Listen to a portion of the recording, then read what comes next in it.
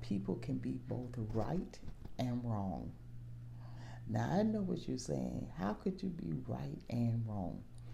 There are some people who we may know and some people that we have heard about that they have, let's say, the person that we feel that's in the wrong category. They do very out like something really bad. They have say like they hurt people. They do all kind of malicious, evil things.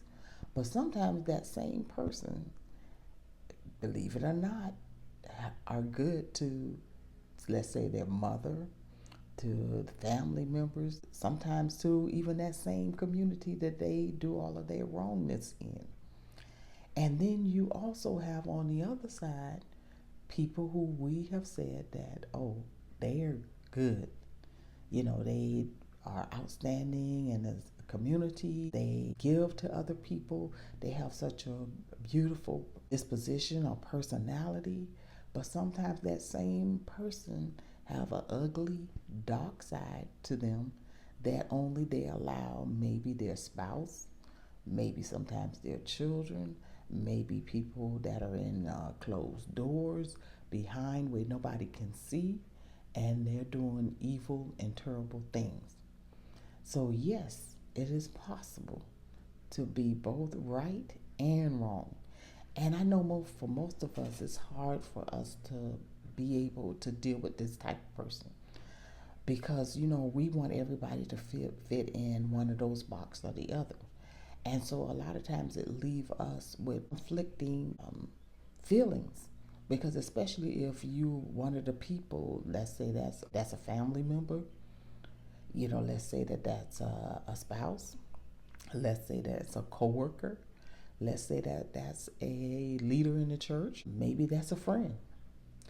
And so sometimes when we find ourselves that we have a relationship with that person in one of those capacities, it's hard for us if they in, let's say, the wrong category, when someone try to come and tell us, oh no, but to me, they've helped me, they've taken care of, maybe we see maybe the mom sticking up for her, no good son, as we like to say. But to her, he's a great son because even though he was out there doing all of those terrible things, he was coming home and taking care of the family, making sure she had a roof over her head. He wasn't showing her that side.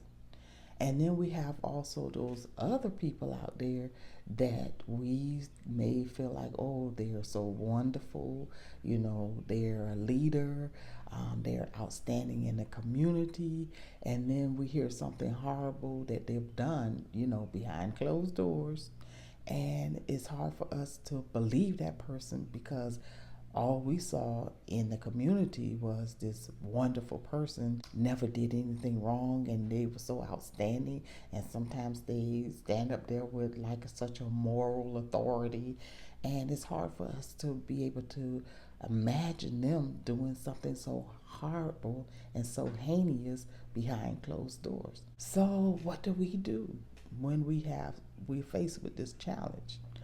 One of the things that I do is I will acknowledge both. I will acknowledge that they have this particular characteristics, but I also will acknowledge that they have the other characteristics. And the reason being is because, yes, some people have done good, but when that person has done mostly good, we can't allow them to not have to acknowledge the wrong that they've done. And we can't not allow them to have to face the consequences for that. Just because they did all good, they still have to be accountable for the wrong that they've done. And the same thing for the person who's done all evil. We have to acknowledge and not get mad with people who may say, well, that person to me and I love them, and not understand that the reason why they're feeling the way that they feel because they were doing all of the horrible things too. So of course on their end the person was a wonderful person. So it is possible for somebody to be both right and wrong. And what we all have to do is we have to hold them accountable. That's one thing we have to do no matter what.